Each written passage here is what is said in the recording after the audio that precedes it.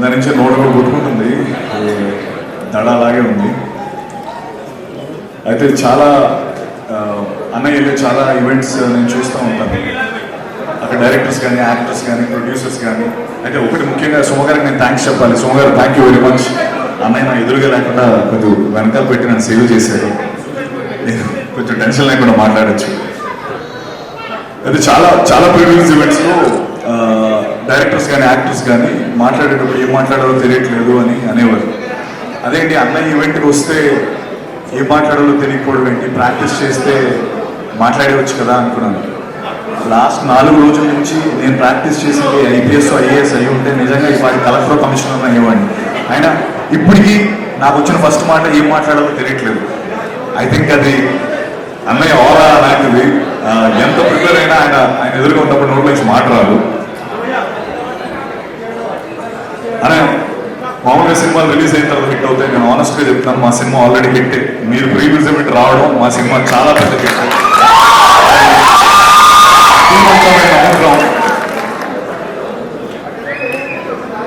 And ఎక్కడో వైజాగ్లో ఆయన చూద్దామని లాఠీ దెబ్బలు తిన్నప్పటి నుంచి ఆయన చేసిన స్టంట్లన్నీ నేను ప్రాక్టీస్ చేసి ఈ పచ్చకొట్టు పొడిపించుకున్నప్పటి నుంచి, దీన్ని పచ్చకొట్టు అంటాను నేను ఈ దెబ్బని. తర్వాత ట్రైన్కి హైదరాబాద్ వచ్చి ఇక్కడ అన్ని ట్రై చేసుకుంటూ కింద మీద పడుతూ సినిమాల్లోకి ఎలా ఉండాలని వస్తున్న మా అందరికీ అన్నయ్య ఇప్పుడు యూజువల్లీ ఎవరెస్ట్ ఎక్కేటప్పుడు చాలా మంది ఈ ట్రెక్కర్స్ అందరూ కొంత దూరం వెళ్ళి ఆగిపోతూ ఉంటారు. ఎందుకంటే వాళ్ళు వారికి వెనక్కి వెళ్ళిపోదాం అనుకుంటారు. నిస్పృహ నిరాశతో చాలా టెన్షన్ పడతా ఉన్నప్పుడు ఆ శిఖరం పైన ఒక జెండా కనిపించినప్పుడు వాళ్ళందరిలో మళ్ళీ శక్తి పుంజుకుని ముందరికి వెళ్తా ఉంటారు. అరే ఎవరో అక్కడికి వెళ్ళారు కదా, ఆ జెండా పెట్టారు కదా, దాన్ని చూసి మనం వెళ్దామని మనకు అనిపిస్తూ ఉంటుంది. నాలాంటి కోట్లాది మందికి ఇక్కడికి యాక్టర్స్ కానీ, డైరెక్టర్స్ కానీ, ఫిల్మ్ మేకర్స్గా వచ్చిన అందరికీ ఆ శిఖరం పైన జెండా చిరంజీవి అన్నయ్య. ఆ జెండా చూసే నేను కూడా శక్తి పుంజుకొని ఇండస్ట్రీలోకి వచ్చాను. అంటే అన్నయ్య గురించి చెప్పాలంటే మామూలుగా మనం మన అమ్మమ్మ నానమ్మ చీరలు నెక్స్ట్ జనరేషన్కి వెళ్తూ ఉంటాయి. తాతగారి వాచ్, ఇంక్ పెన్ను, లేకపోతే అన్నయ్య సైకిల్ నెక్స్ట్ జనరేషన్కి వెళ్తూ ఉంటాయి. అవన్నీ తరతరాలు మారుతూ ఉంటాయి. దానికి వీరునామా అక్కర్లేదు, తరతరాలు మారే ఆస్తి. అన్నయ్య తరతరాలు వీలునామా లేకుండా మారే ఆస్తి. నేను అది నా లైఫ్లో చూశాను. నేను రౌడీ అల్లుడు సినిమా నా ఫస్ట్ సినిమా. తర్వాత మా ఇంట్లో నేను ఠాగూర్ తీసుకెళ్ళాను. మా బుడ్డోడు నిక్కీగాడు నన్ను వాటర్ గారికి 3 సార్లు పట్టుకెళ్ళాడు. So every generation celebrate this name called Chiranjeevi. అంటే అన్నయ్యతో నాకు చాలా నేను చాలా దగ్గర నుంచి అన్నయ్యని ట్రావెల్ అయ్యాను. అయితే అంటారు కదా, నెవర్ మీట్ యువర్ హీరోస్ అంటారు. అది ఒక సేయింగ్ ఉంది, నెవర్ మీట్ యువర్ హీరోస్. ఎందుకంటే దూరం నుంచి మనం అభిమానించి ఆదరించే మన హీరోస్ దగ్గరికి వెళ్ళేటప్పుడు వీళ్ళు కూడా మనుషులేనా అని అనిపిస్తూ ఉంటుందని దాని గురించి చెప్పిన సేయింగ్. నేను టేక్ మై వర్డ్ అంటే నేను అన్నయ్యని అట్లీస్ట్ ఒక 100 సార్లు కలిసి ఉంటాను. ఆయన he's definitely 100 times then what he is on the screen. అన్నయ్య 100 రెట్లు గొప్ప వ్యక్తి. అండ్ దానికి ఆయన దగ్గర నుంచి చూస్తే చాలా మంది చెప్పే మాట ఇది. అంటే ఒక్క నిమిషం, ఇక్కడ ఏదో జరుగుతుంది, నేను అసలే టెన్షన్ ఉన్నాను, మళ్ళీ మీరు. థ్యాంక్ యూ అన్నయ్య. Thank you for setting the Indian film standards so high. నేను అంటే మీ డాన్స్ చూశాను, మీ డూప్స్ లేకుండా స్టంట్స్ ఇవన్నీ చూసి సినిమాల్లోకి వద్దాం. నాకు మిమ్మల్ని చూసిన తర్వాత నిజంగా నాకు చాలా భయం వేసింది. ఎందుకంటే బాలచంద్ర గారు అన్నట్టు is a combination of Rajinikanth and Kamal Haasan అని ఒక లైన్ ఉంటుంది. అది ఎందుకంటే నువ్వు ఇక్కడికి వస్తే మీడియోక్రటీతో రాకు, హార్డ్ వర్క్ అండ్ సిన్సియారిటీ అనే 2 ఎలిమెంట్స్ని గుండె నిండా నింపుకొని రా. ఊరికేదో వచ్చేస్తాను మీడియోక్రటీగా ఇక్కడికి వస్తానని వచ్చేవాళ్ళు రావద్దు అని చెప్పి ఇండియన్ ఫిల్మ్ స్టాండర్డ్స్ని ఒక పెద్ద పొజిషన్లో పెట్టిన వ్యక్తి చిరంజీవి గారు. అది ఎవ్రీ ఇండస్ట్రీ, ఇప్పుడు ధనంజయ్ మాట్లాడుండొచ్చు, లేకపోతే బాలా వాళ్ళు మాట్లాడుండొచ్చు, వాళ్ళందరికీ ఒక కామన్ రెస్పెక్ట్ అన్నయ్య అంటే, because he set the bar so high. And thank you very much for that అన్నయ్య. అండ్ జీబ్రా విషయానికి వస్తే జీబ్రా ఫిల్మ్ నాకు ఏ టైంలో వచ్చిందంటే నాకు అందరూ ఇండస్ట్రీకి అందరూ ఇండస్ట్రీకి వచ్చి ఇక్కడే సెటిల్ అయిపోవడం వస్తారు. అండ్ ఇక్కడ ఎలాగోలాగా కింద మీద పడి ఇక్కడే సెటిల్ అవుదామని వస్తారు. అయితే ఆ ప్రాసెస్లో నేను కూడా చాలా రోల్స్ చేశాను. చాలా అంటే ఎలాగైనా లైఫ్లోకి రావాలి, చిన్న రోల్స్ చేసుకుంటూ ముందుకు వచ్చాను. అలాగే నేను హీరో రోల్స్ కూడా చేశాను. బట్ ఆ సినిమాలన్నీ ఏవి ఆడలేదు, సెట్ బ్యాక్స్ అయ్యి. ఇన్ఫాక్ట్ కొంతమంది ఏదో క్యారెక్టర్స్ చేసే సత్యాన్ని అలా చూడడం హీరోగా చూడలేకపోయామన్నారు. నిజంగా చాలా లోలో ఉన్నప్పుడు, అండ్ నేను ఇది ఎప్పుడు చెప్పాలి, ఈ విషయం చెప్పాలి, నేను చాలా లోలో ఉన్నప్పుడు నాకు ఒక లైట్, ఒక దీపంలో వచ్చిన వ్యక్తి అది మెగాస్టార్ చిరంజీవి గారు. అది ఎందుకో చెప్తాను నేను, అది చెప్తారు. ఎందుకంటే నాకు 5 ఏళ్ళు ఉన్నప్పుడు అసలు ఎంటర్టైన్మెంట్ ఏంటి లేకపోతే ఏమీ తెలియని వయసులో ఆయన సాంగ్స్ చూసి ఎంటర్టైన్ అయ్యాను. అప్పుడు చిరంజీవి గారు ఉన్నారు. తర్వాత నా ఇంజనీరింగ్ ఫ్రెషర్స్లో నేను డాన్స్ చేసి నా మిస్టర్ సిఎస్సి 4 years నేనే మిస్టర్ సిఎస్సిగా నేను ఉన్నప్పుడు అన్నయ్య ఉన్నారు. తర్వాత నేను ఇండస్ట్రీలోకి రావడానికి నేను వచ్చేటప్పుడు ఎవరైనా ఇన్స్పిరేషన్ అంటే అప్పుడు అన్నయ్య ఉన్నారు. మా బుడ్డోడు పుట్టినప్పుడు కోవిడ్లో పుట్టాడు, ఆయనకి ఫస్ట్ గిఫ్ట్ అన్నయ్య ఇచ్చారు, అప్పుడు కూడా అన్నయ్య ఉన్నారు.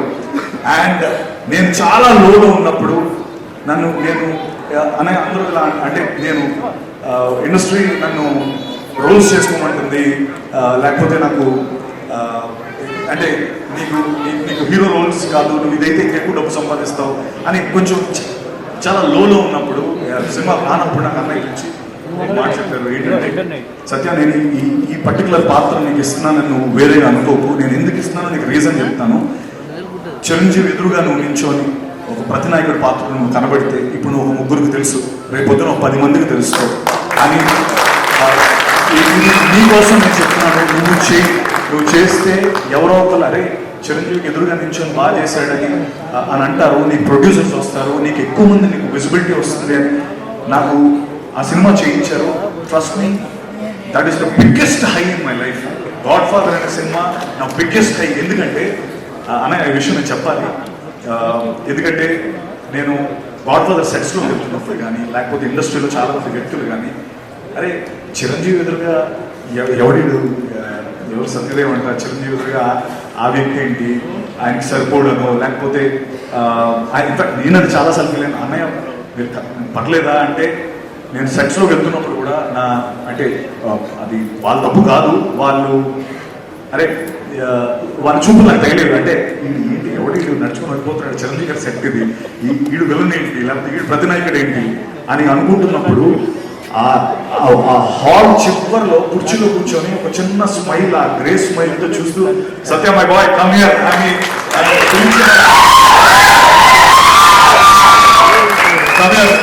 బ్రదర్ అని చెప్పి కూర్చోబెట్టి ఏంటి నీకు ఏమైనా టెన్షన్గా ఉందా లేకపోతే ఏముందా, ట్రస్ట్ మీ, ఎవ్వరు నమ్మక్కర్లేదు, నేను నమ్ముతున్నాను, సినిమా రిలీజ్ అయిన తర్వాత నువ్వు చూడు అని చెప్పి first day morning US show పడిపోయిన తర్వాత God father film first US show పడిపోయిన తర్వాత మార్నింగ్ 6 o'clock అన్నయ్య నాకు ఫోన్ చేసి నేను చెప్పానా ఇదే జరుగుతుందని చెప్పాను, ఏం రాసారు చూసావు నీ గురించి అని చెప్పి ఫోన్ చేసి నాకు నిజంగా ఆ రోజు కంట్లో నీళ్ళు తిరిగాయి. అంటే ఎస్, నేను ఏం సాధించానడానికి చిరంజీవి గారి నమ్మకాన్ని నిలబెట్టాను, అది చాలు నాకు.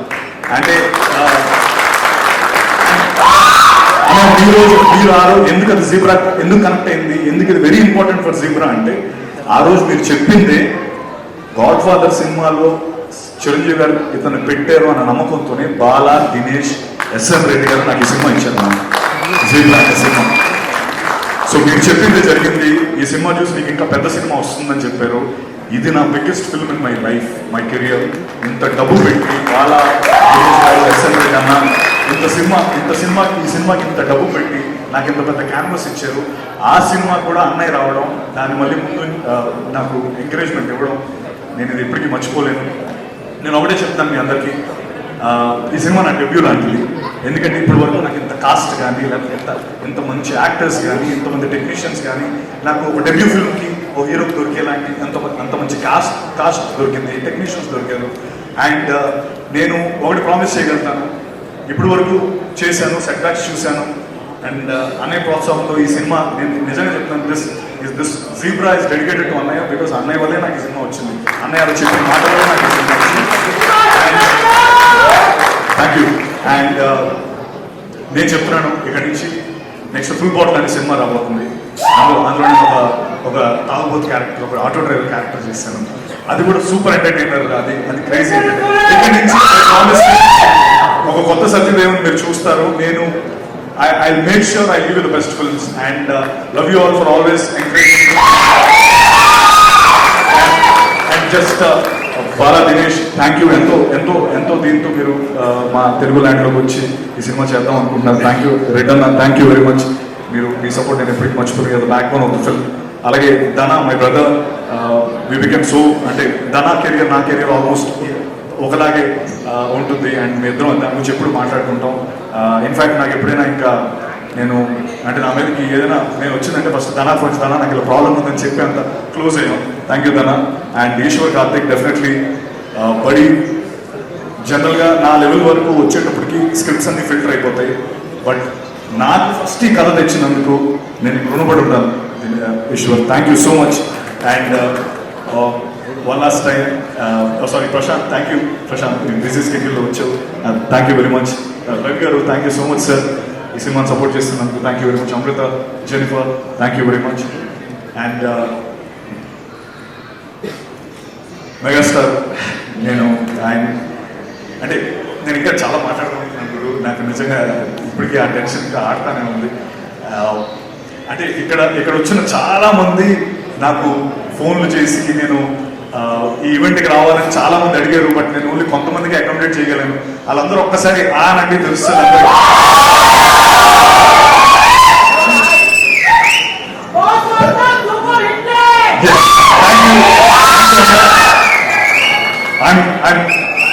I'm always your proud Bacha. That's all I can say.